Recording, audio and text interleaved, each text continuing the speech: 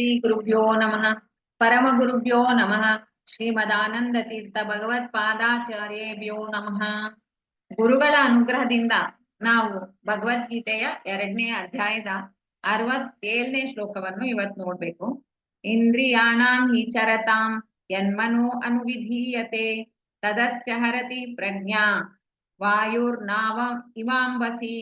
ಇಂದ್ರಿಯಾಣಾಂ ಹಿ ಚರತಾಂ ಯನ್ಮನೋ ಅನುವಿಧೀಯತೆ ತದಸ್ಯ ಹರತಿ ಪ್ರಜ್ಞಾಂ ವಾಯುರ್ನಾವ ಇವಾಂಬಸಿ.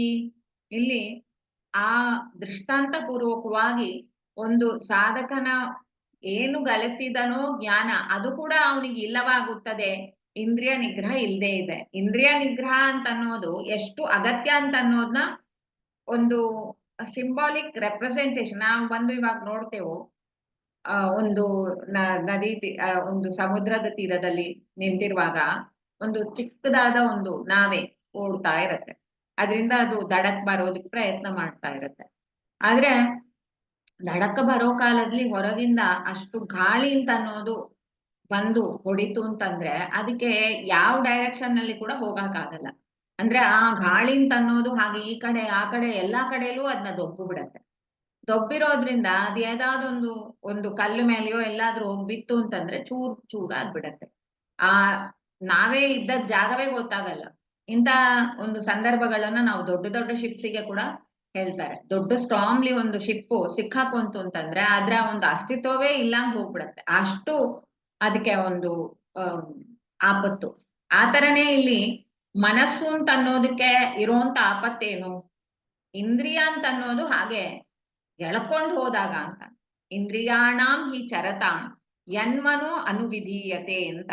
ಯಾವಾಗ ಇಂದ್ರಿಯಗಳ ಒಂದು ಸೆಳೆತಕ್ಕೆ ಇಲ್ಲ, ಇಂದ್ರಿಯಗಳು ಒಂದು ವಿಷಯದ ಸೆಳೆತಕ್ಕೆ ಒಳಗಾಗ್ತವೋ ಮನಸ್ಸು ಅದನ್ನೇ ಚೇಸ್ ಮಾಡ್ಲಿ ಅಂತ ಬಿಟ್ಬಿಡ್ತಾನೆ ಪರಮಾತ್ಮ. ಅಂದ್ರೆ ಅದ್ರ ಡಿಸೈನ್ ಅದು ಅಂತಾರೆ. ಡಿಸೈನ್ ಆಫ್ ದ ಇಂದ್ರಿಯ ಅಂಡ್ ಮೈಂಡ್ ಅಂತ ಅನ್ನೋದು ಪರಮಾತ್ಮನ ಇಚ್ಛೆ ಅಂತ ಹೇಗಿದೆ ಅಂದ್ರೆ, ಇಂದ್ರಿಯ ಬೇರೆ ಬೇರೆ ವಿಷಯವನ್ನು ನಾನು ಸವಿಬೇಕು ಅಂತ ಅನ್ನೋಂತ ಇಂಟ್ರೆಸ್ಟ್ ಎಕ್ಸ್ಪ್ರೆಸ್ ಮಾಡಿ ಆ ವಿಷಯದ ಕಡೆಗೆ ಅದ್ ಹೋಗ್ತಲ್ಲ, ಅದ್ ಹೋಗ್ತಾ ಇರುವಾಗ್ಲೇ ಮನಸ್ಸು ಅಂತ ಅನ್ನೋದ್ರಿಂದ ಅದನ್ನ ಹಿಡ್ಕೊಬೇಕು. ಮನಸ್ಸು ಅಂತ ಅನ್ನೋಂತದ್ರ ಅದ್ರ ಜೊತೆಗೆ ಕಲಿಸ್ಬಿಟ್ರೆ ಅವಾಗ ಆ ಮನಸ್ಸು ಅದ್ರೊಳಗೆ ಹೋದಾಗ ಏನು ಜ್ಞಾನ ನಾವು ಪಡ್ಕೊಂಡಿದ್ದೇವೋ ಅದು ಕೂಡ ಇಲ್ದೆ ಹೋಗತ್ತೆ ಅಂತ.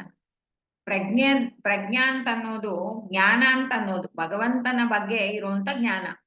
ಸ್ವಲ್ಪವಾದ್ರೂ ಅವನು ಜನ್ಮಾಂತರದಲ್ಲಿ ಏನಾದ್ರೂ ಪಡೆದಿದ್ದಾರೆ ಅಂತಂದಾಗ ಆ ಜ್ಞಾನವನ್ನು ಈಗ ಅವನಿಗೆ ಆಕ್ಸೆಸಬಿಲಿಟಿ ಇಲ್ಲಂಗ್ ಹೋಗ್ಬಿಡತ್ತೆ. ಯಾಕಂದ್ರೆ ಈ ಒಂದು ನಾಲಿಗೆಯ ಸೆಳೆತ, ಗಣ್ಯನ ರೂಪದ ಸೆಳೆತ, ಸ್ಪರ್ಶದ ಸೆಳೆತ, ಏನೋ ಇಂಥ ಸೆಳೆತಗಳಿಗೆ ಇಂದ್ರಿಯಗಳು ಓಡ್ತಾ ಇರ್ಬೇಕಾದ್ರೆ ಮನಸ್ಸು ಅದ್ರ ಹಿಂದೆಯೇ ಓಡ್ತಾ ಇರೋದ್ರಿಂದ ಯಾವ ಜ್ಞಾನನೂ ಇವನಿಗೆ ಸಿಕ್ಕೋದೇ ಇಲ್ಲ ಅಂತ ಎಚ್ಚರವಾಗಿ ಇರ್ಬೇಕು. ಆ ಮನಸ್ಸಿಗೆ ಇದು ಅದು ಇದು ಅದು ಅಂತ ಹಂಗೆ ಒಂದೊಂದು ಆದ್ಮೇಲೆ ಒಂದೊಂದು ಅಂತ ಹೋಗ್ತಾ ಇರ್ಬೇಕಾದ್ರೆ ದೇವರ ಬಗ್ಗೆ ಅದಕ್ಕೆ ಯಾಕೆ ಜ್ಞಾನ ಬರೋದು? ಜ್ಞಾನ ಬರ್ಲಾರ್ದು. ಅದನ್ನ ಹಿಂದೆ ಹೇಳಿದ, ಈ ಜ್ಞಾನ ಬರ್ಲಾರ್ದು ಅಂತ ಅನ್ನುವಾಗ ಇದ್ದ ಜ್ಞಾನನೂ ನಾಶ ಆಗೋದು ಅಂತ ಎಚ್ಚರ ಕೊಡ್ತಾರೆ. ಇರ್ಲಿ ಬಿಡಿ, ಈ ಜನ್ಮದಲ್ಲಿ ನಾನು ಇಷ್ಟೇ ಇದನ್ನೆಲ್ಲ ಅನುಭವಿಸ್ತಾ ಇರ್ತೀನಿ, ಹಿಂದೆ ಏನ್ ಸಂಪಾದಿಸಿದೇನೋ ಆ ಜ್ಞಾನ ನನ್ಗೆ ಇರೋದಲ್ಲ ಅಂತ ಅನ್ನೋಂಥದ್ದು ಯೋಚನೆ ಮಾಡ್ಬೇಡ.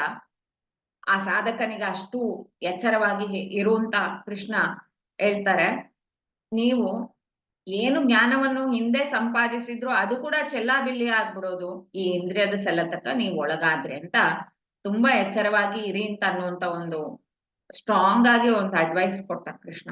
ಇರ್ಲಿ, ಏನೇ ಒಂದು ಸಾಧನೆ ಮಾಡ್ಬೇಕಾದ್ರೆ ಇಂದ್ರಿಯ ಅಂತ ಅನ್ನುವಂಥದ್ದು ನಮ್ಮ ಹಿಡಿತದಲ್ಲಿ ಇರೋದಕ್ಕೆ ನಾವು ಪ್ರಾಕ್ಟೀಸ್ ಮಾಡ್ಬೇಕು. ಎವ್ರಿ ಟೈಮ್ ನಮಗೆ ಸಾಧಾರಣವಾಗಿ ಅದು ಆಗೋದಿಲ್ಲ. ಆದ್ರೆ ಇಲ್ಲಿ ಏನಂತಾರೆ, ಸ್ಥಿತಪ್ರಜ್ಞನಿಗೆ ಆಗ ಸಾಧಾರಣವಾಗಿ ಇರುವಂತ ಸ್ಥಿತಿ, ಇಂದ್ರಿಯದ ಹಿಂದೆಯೇ ಹೋಗ್ಲಾರ ಅಂತ ಜೀವನಿಗೆ ಎಷ್ಟು ಪ್ರಯೋಜನ, ಆ ಪ್ರಯೋಜನ ಎಷ್ಟು ಉನ್ನತವಾದದ್ದು. ಈ ಲೌಕಿಕವಾದ ಒಂದು ಸುಖಕ್ಕಾಗಿ ಯಾಕೆ ಇದರಿಂದ ಬೀಳ್ತೀರಾ ಅಂತ. ಈ ಬೀಳುವಿಕೆಯಿಂದ ಜನರೋಡ ಒಂದು ಮುಂದೆ ಫ್ಯೂಚರ್ ಅಂತ ಅನ್ನುವಂತ ಮೋಕ್ಷಾದಿ ಸುಖಗಳನ್ನು ಪಡೆಯೋದು ದುರ್ಲಭ ಆಗತ್ತೆ. ಇರೋ ಜ್ಞಾನ ಎಲ್ಲ ಕೂಡ ನಾಶ ಆಗತ್ತೆ. ಇದು ತುಂಬಾ ನಮಗೆ ಅಪಾಯ.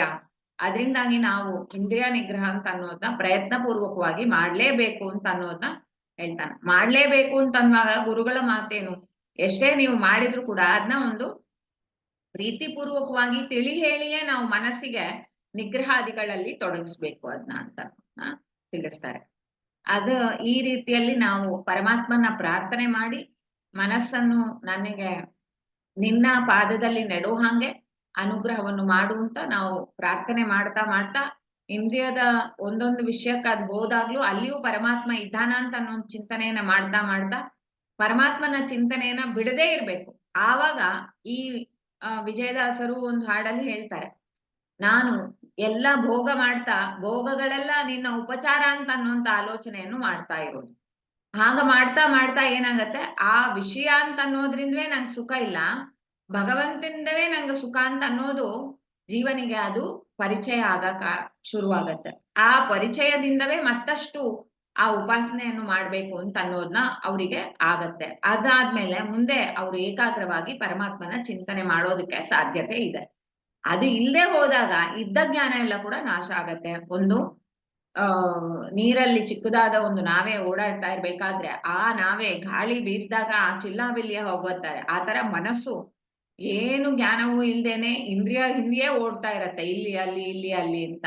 ಅವಾಗ ಅವನಿಗೆ ಏನ್ ತಾನೇ ಸಿಗೋದು? ಈ ಜನ್ಮ ಅಂತ ಅನ್ನೋದನ್ನ ಸಾರ್ಥಕ ಮಾಡ್ಕೋಬೇಕಾದ್ರೆ ಅವನು ಪರಮಾತ್ಮನ ಸಾಧನೆ, ಪರಮಾತ್ಮನ ಕಡೆಗೆ ಒಂದ್ ಹೆಜ್ಜೆ ಆದ್ರೂ ಸಾಗಿರ್ಬೇಕಲ್ಲ.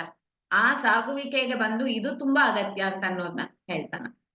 ಈ ಚಿಂತನೆ ಏನು ಇದಕ್ಕೆಲ್ಲ ಕೂಡ ಪರಮಾತ್ಮ ನಮ್ಮ ದೇಹದಲ್ಲಿ ಕೂಡ ಈ ಎಲ್ಲಾ ದುಷ್ಟ ಪದಾರ್ಥಗಳನ್ನು ಸೇವನೆ ಮಾಡೋದ್ರಿಂದ ಅದರಲ್ಲೇ ಒಂದು ನಮಗೆ ನೋವು ಬರುವ ಹಾಗೆ ಕೂಡ ಪರಮಾತ್ಮ ಮಾಡಿರ್ತಾನ. ಅದು ಅವನ ಅನುಗ್ರಹವೇ. ಆ ನೋವಿಂದವಾದ್ರೂ ಇವರು ಅಲ್ಲಿಂದ ದೂರ ಸರಿಲಿ ಅಂತ, ದೂರ ಸರಿದ ಮೇಲೆ ಅವ್ರ ಮನಸ್ಸು ಒಂದು ಚಿಮಿತದಲ್ಲಿ ಅವ್ರ ಕೈಯಲ್ಲಿ ಬರಕ್ಕೆ ಒಂದು ಅವಕಾಶ ಇರತ್ತೆ.